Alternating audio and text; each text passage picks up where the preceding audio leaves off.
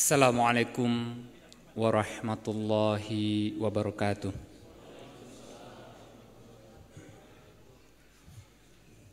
Alhamdulillah rabbil alamin.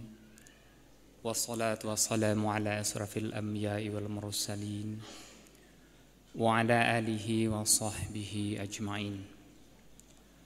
Ashhadu an la ilaha illallah wahdahu la syarikalah wa ashhadu anna Muhammadan abduhu wa rasuluh la nabiyya ba'da. Pertama-tama marilah kita sama-sama mengucapkan puji dan syukur kehadirat Allah Subhanahu wa taala, karena dengan limpahan rahmatnya kita bisa bertemu bertatap muka pada hari ini. Salawat dan salam tak lupa kita ucapkan kepada junjungan kita Nabi besar Muhammad sallallahu alaihi wasallam. Bapak-bapak, ibu-ibu, adik-adik sidang tarawih yang insyaallah dimuliakan oleh Allah. Kalau dipikir-pikir, kalau saya hitung, terakhir kalau nggak salah saya sholat tarawih di Masjid Salman. Masjid ini kemungkinan besar tahun 94. Mungkin itu yang terakhir saya sholat di sini. Kalau dihitung-hitung, mungkin ada di antara jemaah yang belum lahir kali ya. Udah ada lahir semua belum ya? Belum ya? Hari ini alhamdulillah diberi kesempatan untuk hadir kembali dalam suasana memori masa lalu saya yang persis seperti adik-adik sekarang jalani. Mahasiswa, kos, ikut sholat di masjid, kemudian kira-kira semoga mendapat makanan gratis gitu ya. Baik, hari ini saya mencoba membagi pengalaman. Mungkin di beberapa tempat saya pernah bicara ini. Bagi yang sudah mendengar mungkin mengulang ya. Pengalaman seorang muslim di negeri orang. Kita cerita aja ya. Gimana rasanya kalau menjadi muslim di negeri di mana kebanyakan non muslim ya. Kebetulan alhamdulillah saya berkesempatan untuk mengunjungi sebuah negara yang kemudian saya tinggal di sana di tahun 95.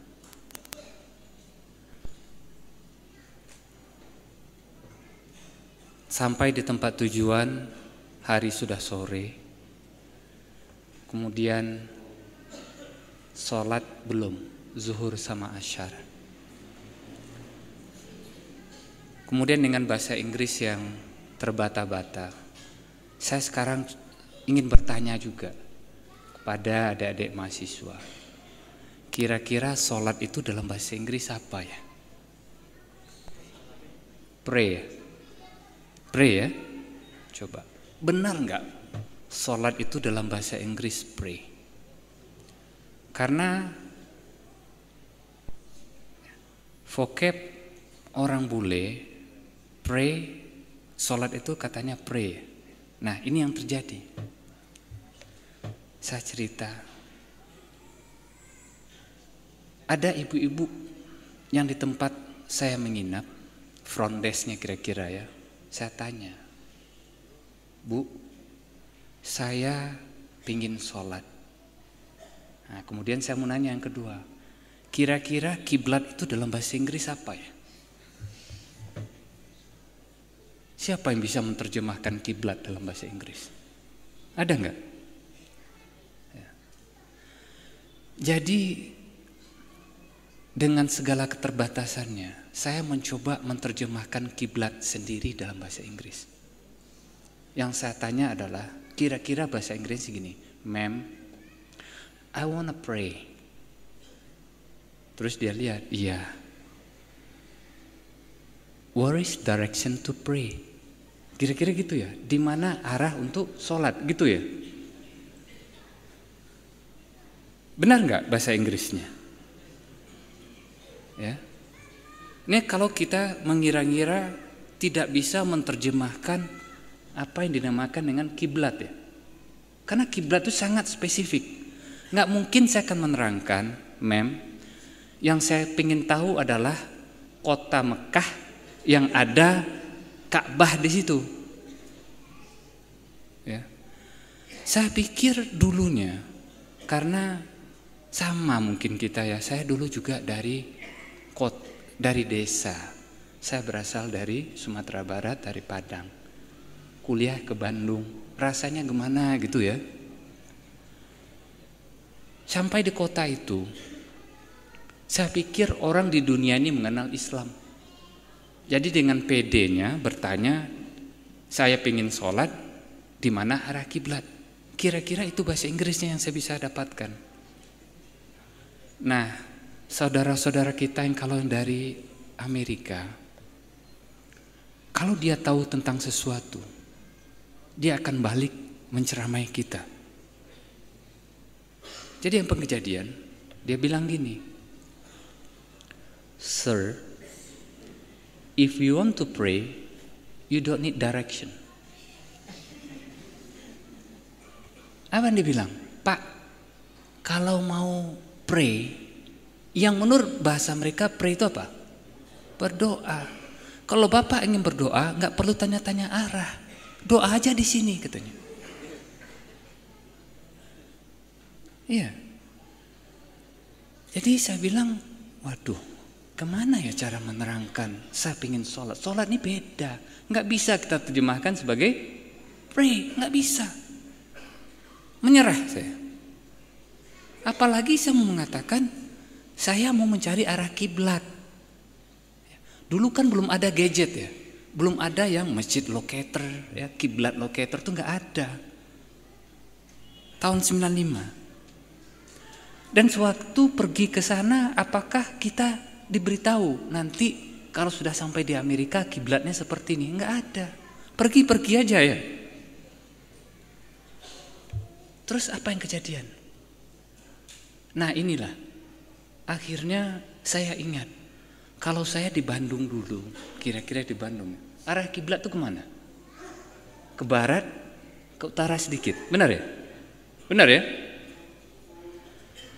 Jadi saya lihat map, tempat penginapannya ada map, map dunia, kan gitu, lihat, flat kan ya? Flat. Kira-kira ini Pulau Jawa, ini Mekah, makanya kita ke barat, sedikit ke utara. Itulah kiblat kita, benar ya? Dengan pengetahuan yang sama, yang sangat limited, saya mencoba menentukan arah kiblat sendiri. Yang saya tahu adalah, kebetulan kotanya adalah kota Chicago. Ini kota Chicago, di sini Mekah. Jadi saya punya kiblat kira-kira waktu itu ke barat, sedikit ke selatan. Ya. Yang saya perlu tanyakan ke front desk-nya akhirnya apa? "Ma'am, mana arah utara?" Jadi saya nggak nanya lagi arah kiblat. Arah apa sih? Arah utara. Oh, arah utara yang ini. Akhirnya saya sholat arahnya seperti ini ya. Menggunakan map yang flat, arahnya seperti ini. Dulu nggak ada zamannya handphone. Jadi kalau mau menelpon teman, itu lewat mana? Mungkin ada yang gini-gini, gitu ya, telepon. Dan bayar sendiri, kan mahal ya. Tanya teman, telepon sekali nggak menjawab, 2 kali. Kalau saya nggak salah, pada hari ketiga baru menyambung sama teman. Saya tanya, arah kiblat kemana? Terus dia jawab, arah kiblat kalau di Amerika itu adalah ke timur 45 degree ke utara. Jadi pada saat itu Yang 3 hari pertama kira-kira saya punya kiblat ke sini. Kiblat yang benar mana? Di sini. Ya. Terus apa reaksinya? Inilah ayat Allah sewaktu dialog antara malaikat dengan Allah, dialog langsung dalam surat Al-Baqarah. A'udzu billahi minasyaitonir rajim. Bismillahirrahmanirrahim. Qalu subhanaka la ilma lana illa ma 'allamtana innaka anta alimul hakim. Apa kata malaikat sewaktu Allah menanyakan tentang benda-benda? Kata malaikat, subhanaka, maha suci engkau ya Allah, la ilma lana, tidak ada ilmu bagiku, illa, kecuali ma 'alamta, apa yang engkau ajarkan kepadaku, innaka anta alimul hakim, sesungguhnya engkau maha mengetahui dan maha bijaksana. Ini adalah adab berilmu, dan dialog ini diabadikan oleh Allah dalam Al-Quran. Kecuali Allah memberikan ilmu kepada kita, kita tidak tahu apa-apa. Nah, inilah pelajaran yang utama mengenai ilmu ini. Di saat itu, itulah dikatakan mungkin ya, agama atau ilmu tanpa agama, mungkin kita akan menjadi orang yang sombong. Agama tanpa ilmu, nah ini dia, menentukan kiblat dengan cara sendiri. Ini mungkin akan membawa kita kepada kesesatan. Jadi akhirnya ya Allah, semoga engkau mengampuni aku, karena keterbatasan ilmu yang aku punya, sehingga aku mempunyai kiblat yang salah. Seandainya pada saat itu ada yang mengajarkan kepada saya sebelum datang ke sana, kalau kiblat di Amerika seperti itu, mungkin nggak salah, insya Allah nggak salah ya. Nah itulah, adik-adik semua, tuntutlah ilmu itu. Apa sumber ilmu sekarang ini yang banyak? Nah, ini yang dinamakan dengan Syekh Google ya. Tiba-tiba seorang menjadi syekh karena apa? Googling. Ingat ya. Nah, pengalaman yang kedua nanti kita akan bicara, yang santai-santai aja ya. Kita bicara. Kira-kira berapa lama ya kita berpuasa di negeri yang agak di atas? Kalau pada saat winter puasanya cepat ya, mulai puasa mungkin 5.30 pagi, berbuka mungkin juga 5.30 atau 6 sore, udah selesai. Tapi kalau pada summer, musim panas, kebetulan di tempat saya tinggal itu nggak perlu gitu lama ya. Kita mulai 4:30 pagi atau jam 5, berbuka 8.30, nggak begitu lama ya. Jadi saya pikir orang Amerika kenal Islam. Satu saat saya ingin menerangkan, ditanya di tempat kerja, saya sedang berpuasa. Nah kemudian ditanyakan, kita harus menerangkan Ramadan dalam bahasa Inggris. Kira-kira Ramadan ini dalam bahasa Inggris apa ya? Apa? Kan mau menerangkan bahwa sekarang adalah bulan Ramadan. Apa bahasa Inggrisnya? Apa itu Ramadan? Kita menang, Ramadan adalah bulan yang paling mulia. Kan gak gitu menerangkannya ya.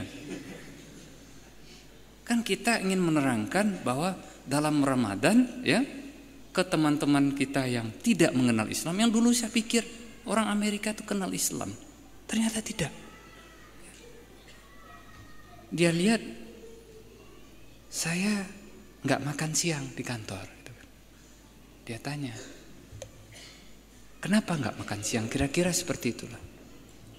Sekarang saya puasa. Nah, puasa dalam bahasa Inggris apa? Fasting. Sama nggak fasting kita dengan saum itu sama nggak? Karena terminologi fasting di dalam bahasa Inggris dan dikenal oleh kaum Barat itu berbeda. Sudah mengenal mereka fasting. Ya. Tapi apakah sama dengan ya, saum yang kita punya? Sama enggak? Berbeda. Kenapa saya tahu berbeda? Jadi begini, dia tanya, oh Bapak fasting? Iya. Kalau begitu boleh minum ya? Karena menurut terminologi mereka, fasting itu hanya menahan diri dari makan. Tapi minum masih boleh. Ya. Jadi dia bilang, kalau gitu Bapak minum. Oh enggak, saya enggak minum. Dia tanya lagi, apalagi yang enggak boleh? Oh banyak. Ya. Sebelum dia bertanya banyak, udah tahu kan banyak yang enggak boleh. Pasti kalimatnya itu nanti kira-kira mungkin dia mengatakan seperti ini. Kok sengsara benar ya? Ya. Nah, di sana kebetulan jam kerja itu agak longgar. Longgarnya seperti apa? Coba lihat. Udah tahu kan? Google, Apple, Microsoft, Facebook. Itu kantornya seperti apa? Free aja ya. Paling kubiko, ada kaca dan lain-lain. Ya. Jam kerjanya gimana? Terserah aja. Ya. Nah kebetulan di tempat saya kerja, mungkin gak se-ekstrim Google ya. Kira-kira jam kerjanya juga terserah aja. Mau masuk jam 8, pulang jam 5 boleh. Masuk jam 10, ya, pulang jam 7 juga boleh. Selama bisa bekerja 40 jam sehari. 40 jam. Seminggu. Enggak, sehari enggak cukup ya. Berarti enggak ngantuk nih. 40 jam seminggu. Jadi ada yang bekerja kalau 40 jam, Senin, Selasa, Rabu, Kamis, Jumat, 8 kali 5, 40, selesai. Ada juga yang memilih 9, kemudian 4. Jadi sebelum Jumat, sebelum sholat Jumat, kita sudah free. 4,5 hari seminggu. Coba, ada nggak tempat kerja di Indonesia seperti itu sekarang? Ada. Bayangkan, siang sebelum sholat Jumat, itu sudah weekend kita di sana. Indah nggak? Ya. Ada juga yang memilih ya 80 jam dalam 2 minggu. Tapi caranya 9998 minggu pertama, minggu keduanya adalah 999. Hari Jumatnya libur. Ada yang milih seperti itu. Enak nggak? Enak. Ya. Nah, kemudian rekan kerja saya, kebetulan atasan saya, tahu bahwa saya puasa. Nggak boleh ini, nggak boleh itu, dan terus dia bilang, kapan kamu makan? Oh, breakfast. Kita ada breakfast pagi. Paginya kapan? Sebelum terbit matahari. Jadi kamu bangun jam berapa? Ya jam 4, jam 4:30. Terus ke kantor? Ya kalau kantor saya bilang, boleh nggak saya excuse? Excuse apa?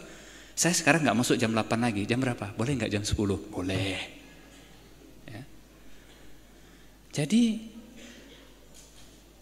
dia bilang gini, saya nggak yakin tanpa makan, tanpa minum, kamu bisa produktivitasnya sama seperti hari-hari lainnya. Saya bilang insya Allah saya bisa. Saya nggak yakin katanya. Otak saya nggak bisa mikir kalau perut lapar. Apalagi kalau hari dingin waktu winter. Winter puasanya singkat tapi dinginnya minta ampun ya. Pilih yang mana? Panjang, hangat, atau pendek tapi perut lapar. Ya. Akhirnya dia menyarankan seperti ini kepada saya. Kira-kira bahasa Indonesia gini, Pak Archandra, saya membolehkan Anda untuk masuk kerja jam 8.30 malam, pulang jam 5 pagi.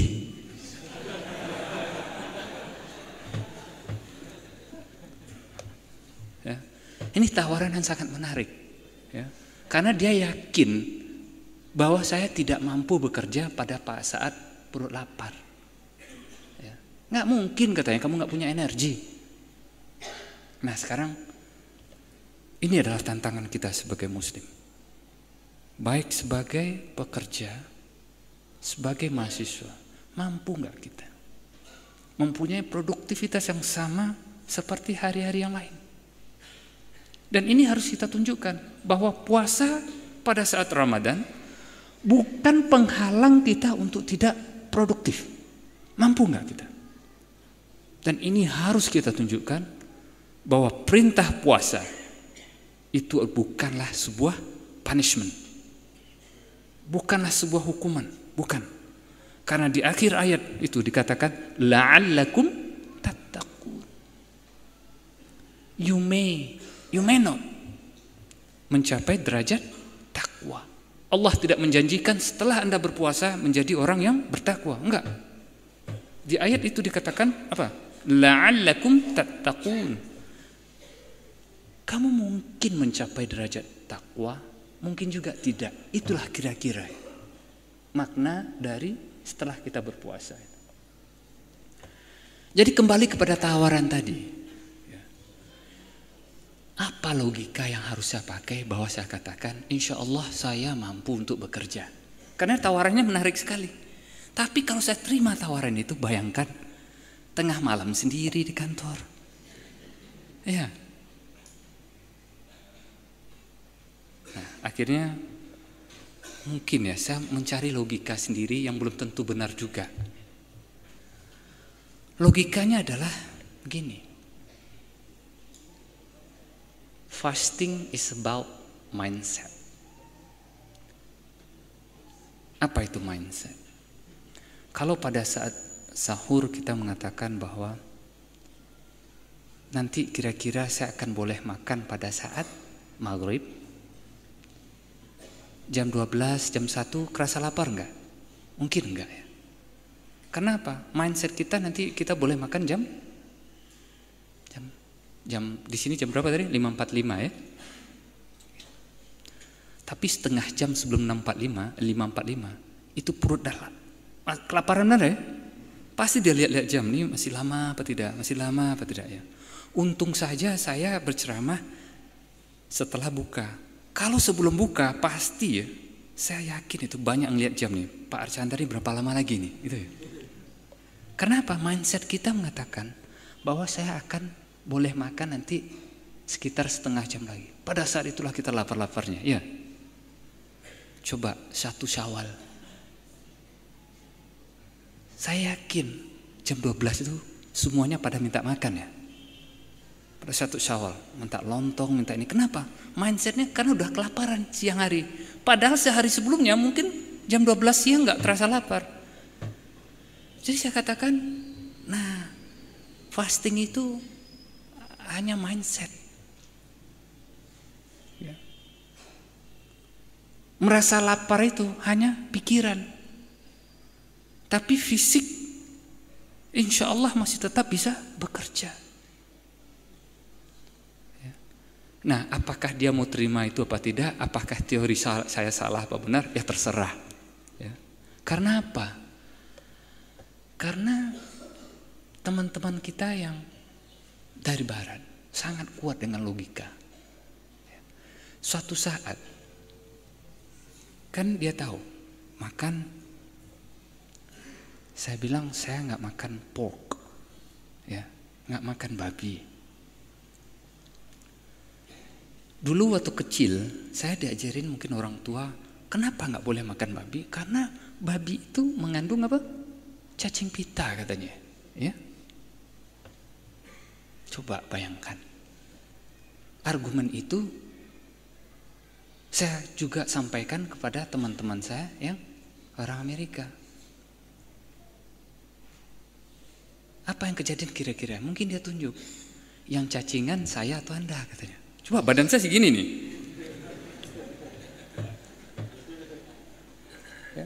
Bandingkan dengan badan mereka ya. Sekarang yang cacingan siapa katanya. Jadi kalau saya boleh mengatakan ya, argumen yang tepat, yang halal dan yang haram itu sudah jelas dalam Al-Quran. Jawaban yang tepat mungkin kira-kira ya, ini adalah perintah Tuhanku yang mengatakan ya, pork itu haram. Titik. Ya. Kalau kita tambahkan nanti berdebat kita. Jelaskan saja bahwa ini adalah perintah Tuhanku yang mengatakan memakan pork itu haram. That's it, that's all. Khalas katanya, habis. Karena kalau kita perpanjang, apa argumennya lagi? Ya. Jadi sudah saatnya sami'na wa ta'na. Ini perintah Allah dalam Al-Quran, jelas, loud and clear. Terima itu. Ya. Jadi dua-dua cerita tentang Muslim di Amerika. Berapa lama ya ini? Udah selesai belum? Belum. Saya cerita yang ketiga. Semoga ada hikmahnya juga. Cerita tentang di kantor. Tadi udah cerita tentang kerja 40 jam ya. Apakah 40 jam itu dikontrol enggak? Tidak. Apakah dikontrol dengan fingerprint, masuk, pulang, atau pakai kartu? Terus siapa yang mengontrol? Ya. Saya yakin mereka tidak mengenal konsep malaikah. Enggak mengenal mereka konsep itu. Ya. Benar kita dikontrol oleh 2 malaikat. Benar. Setiap perbuatan kita sekecil apapun tercatat enggak? Tercatat. Kalau kira-kira malaikat minta bayaran pulpen sama kertasnya, setiap perbuatan kita dicatat. Yakin itu? Mau nggak kita minta malaikat nulis yang panjang-panjang yang nggak berguna? Enggak ya? Jadi sistem kontrol. Nah ini yang saya belajar juga dari sahabat-sahabat saya di sana. Satu saat, kan 40 jam ya. Pernah nggak atau sering kali dalam waktu Senin, Selasa, Rabu, Kamis, Jumat, kadang-kadang kita ada keperluan yang di luar kantor. Keperluan anak di sekolah misalnya, atau keperluan ke dokter dan lain-lain. Tersita nggak waktu kita? Iya. Apakah itu untuk kerja nggak? Enggak. Jadi suatu saat, hari Sabtu, hari Minggu, saya menemukan teman sejawat saya juga bekerja pada hari Sabtu atau Minggu. Saya tanya, kenapa kerja Sabtu atau Minggu? Jawabannya, kan saya wajib bekerja 40 jam. Kemarin kira-kira alasannya saya mengantar anak saya. Habis waktu 4 jam. Yang 4 jam itu saya ganti pada hari Sabtu atau Minggu. Siapa yang menyuruh mereka melakukan itu? inilah salah satu akhlak mereka yang saya pelajari. Bahwa rezekinya adalah 40 jam dia dibayar.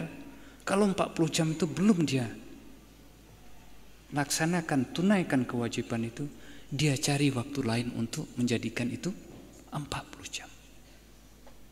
Sekarang, siapa yang lebih islami?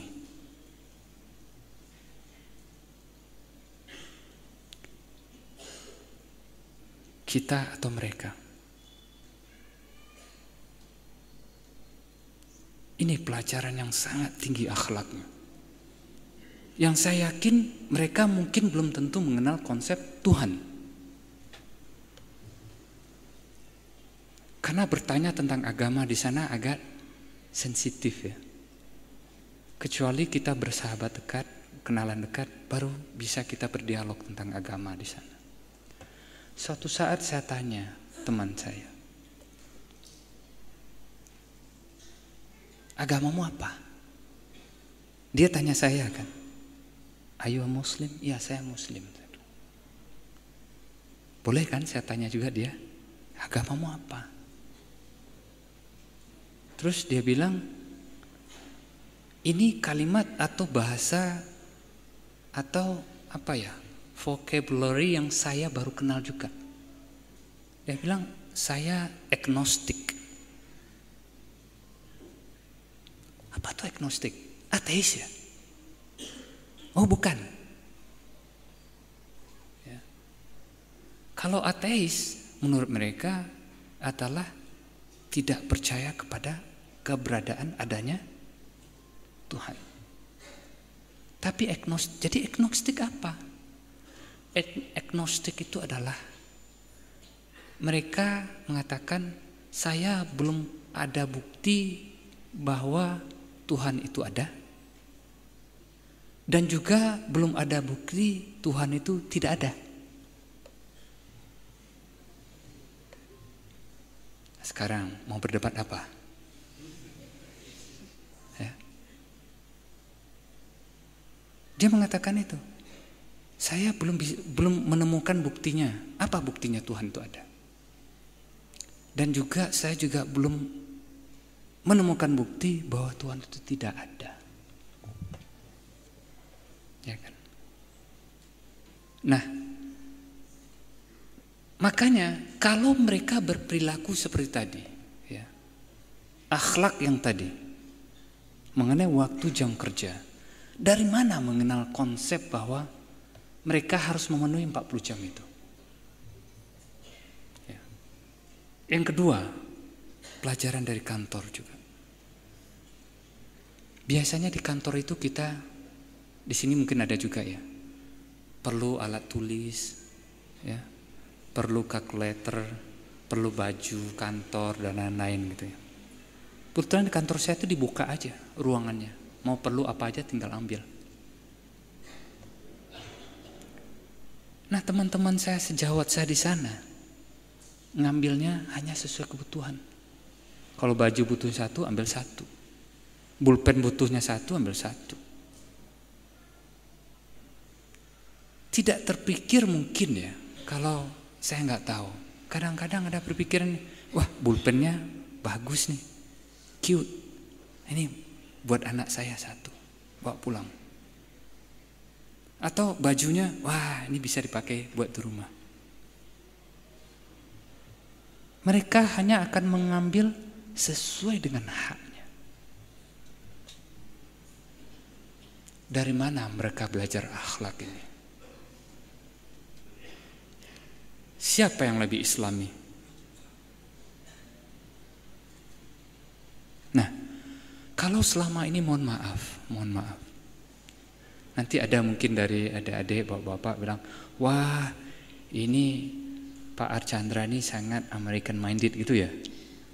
Mohon maaf, enggak. Ambil yang baik dari apa yang ada di sana. Ya. Ini salah satu yang baik yang saya belajar dengan mata kepala sendiri, perilaku mereka. Pak, yang saya tahu perilaku mereka nggak seperti itu. Nah, saya tanya sekarang, dari mana Bapak-bapak, ibu-ibu tahu?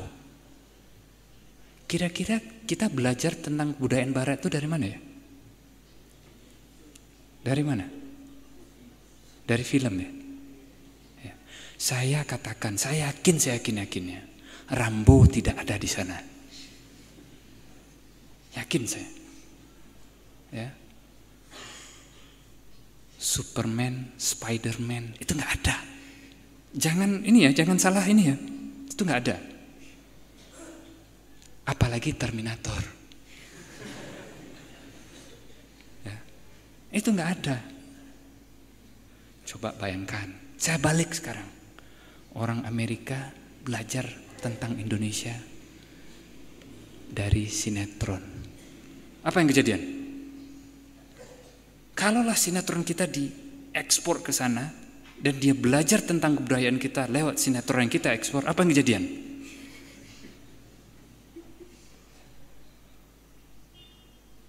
Nah, kira-kira kita masuk kategori itu enggak? Belajar tentang dunia barat itu lewat itu. Ya. Memang benar. Ya. Banyak hal-hal yang tidak sesuai dengan syariat Islam. Memang ada. Tetapi mereka juga punya kebudayaan dengan akhlak yang baik juga. Seperti yang saya sebutkan tadi, contohnya. Jadi intinya belajar ya, kepada sesuatu yang benar dan dimanapun itu. Tinggalkan ya, sesuatu yang tidak benar, walaupun itu berasal dari orang-orang terdekat kita. Kenapa? Kita manusia hanya bisa mencari kebenaran. Namun kebenaran mutlak hanya milik Allah.